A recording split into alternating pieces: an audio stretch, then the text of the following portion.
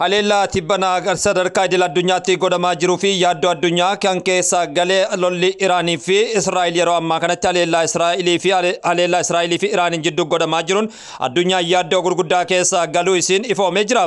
Lolli yeroo ammaa kanatti haleellaa guyyoota darban keessa godhamaa jiruun olaantummaan haleellaa Israa'el irratti kan gonfatte Iraan yeroo ammaa kanattis haleellaa iddoolee adda addaa keessatti geggeessitee jirti.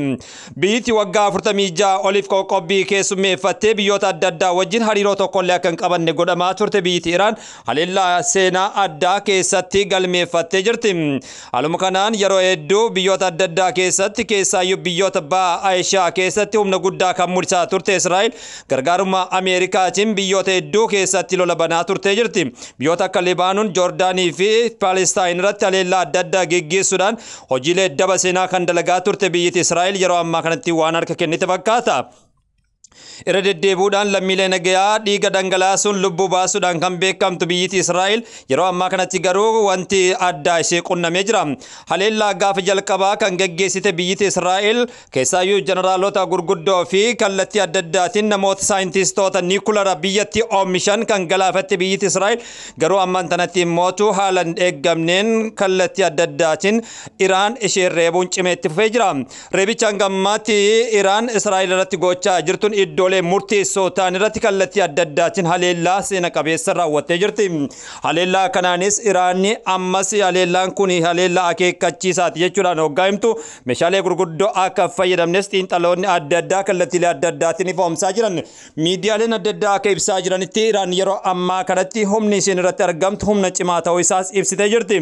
Garuu kun kanumaan osoo jiru pirezidaantiin Israa'el yookaan mootummaan Israa'el guyyoota darban keessatti olaantummaan Israa'el eenyuyyuu dhaabuun jedhu jechuudhaan dhaadachaa turuun isaa waa yaadatamudha.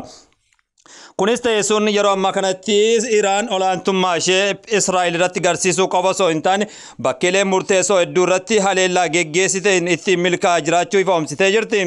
Akkasumas akeekkachiisa biyyoota akka Firaansii fi UK Ameerikaas dabalatee yoo kallattiidhaan lola kana keessatti hirmaatan yookaan immoo qooda fudhatan iddoolee barbaachisoo ta'an irratti tarkaanfii fudhadha jechuudhaan Iraan guyyaa har'aas irra deebitee akeekkachiistee jirti. Olaantummaan Iraan yeroo ammaa bahaa keessatti qabdu olaantummaa niikulara qofa osoo hin taane olaantummaa humna waraanaa gaas akka qabdu garsiisuu ishee ifoomsitee jirti. Haaluma kanaan biyyoonni akka Chaayinaa fi Kooriyaa kaabaa dabalatee kallattiidhaan Iraan cinaa dhaabbachuudhaaf yoomiyyuu oli qophii akka ta'anis beeksisanii jiran. Haaluma kanaanis biyyi Paakistaanii gargaarsa niikularaa kallattii kamiinuu Iraaniif gochuudhaaf qophii akka taates ifoomsitee jirti.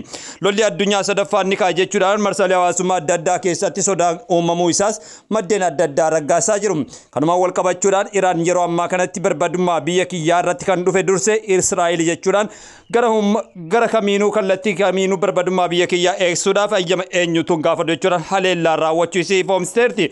Haleellaan kunis haleellaa seera qabeessa jechuudhaan yoggaa dabarsitu biyyoonni akka Turkii fi akkasumas Suudaan Arabiyaa dabalatee biyyoonni biroos soovarjinitii biyyattii kan tuqe lolli Israa'el jechuudhaan komii isaanii akeekkachiisa dabarsanii jiran.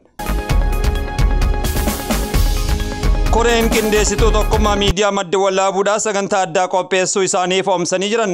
Koreen qindeessituu sagantaa dirree tokkummaa jedhuun yeroo jalqabaatiif akka miidiyaalee Oromootti kan qophaa'e keessaa miidiyaa madda walaabuu isa duraati jechuudhaan namoonni adda addaas yaada dabarsanii jiran. Sagantaa kanarrattis namoonni adda addaa kallattiilee adda addaatiin kan hirmaatanii fi gulantaalee adda addaatti qoqqoodamu sagantaan kun akka gaggeeffamu ifoomsanii jiran. Akeekaa fi kaayyoon sagantaa dirree tokkummaa namuu dandeettii fi beekumsa qabuun dhaloota kanaa barnoota kallattii argate kamiinuu qoqqoodamiinsa kallattii adda addaatiin dhaloota har'aatiif itti dabarsanii dirree haala mijaa'e jechuudhaan koreen qindeessituu sagantichaa ifoomsanii jiran.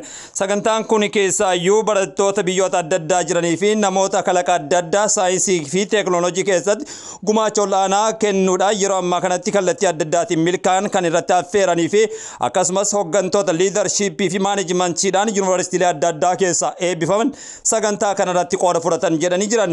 Haaluma kanaan immoo leenjistoonni kilaboota adda addaa Wushuu International Taekwondo ITF World Taekwondo irraa leenjistoonni adda addaa Oromiyaa irraa sagantaa kanarratti akka hirmaatanis himsanii jiran. Dirreen tokkummaa namuu waan dandeettii qabuun sagantaa kanarratti hirmaatee dhalootaaf ergaa kan dabarsuuf haalli mijaa'e jechuudhaan koreen qindeessituu miidiyaa madda walaabuu guyyaa irraa ifoomsanii jiranii. Guyyaan kunis Juun 20 bara 2025 jimaata galgala irraa jalqabee sagantaa sagantaa tamsaas kallattii toora Facebook maddoolaa miidiyaa fi akkasumas gara YouTube channel fi Instagramaatiin live akka darbu koreen qindeessituu sagantichaa ifoomsanii jiran odeessa biraa sagantaa biroo irratti walitti deebinutti nagaatti nu tura.